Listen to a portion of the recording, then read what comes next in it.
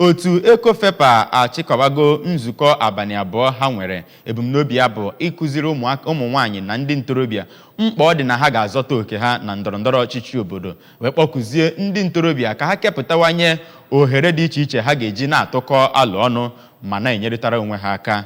Ya bụ ọgbakọ symposium were ọnọdụ na Freetown dị na mba Sierra Leone wee bụkwazi ohere ịtụkọ alụ ọnụ ma kparịta ụbọ maka ndị ntorobịa na ndị ndu otu ya bụ ECOFEPA banyere okwu dị iche iche metụtara nnọchite anya ha na ndọrọndọrọ ọchịchị obodo na ịkụ ọkụ.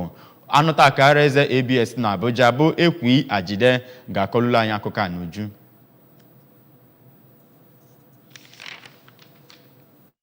Nwanyị na ndọrọndọrọ ọchịchị ka bụrịta ihe na-enye nsogbu ruo ọgba.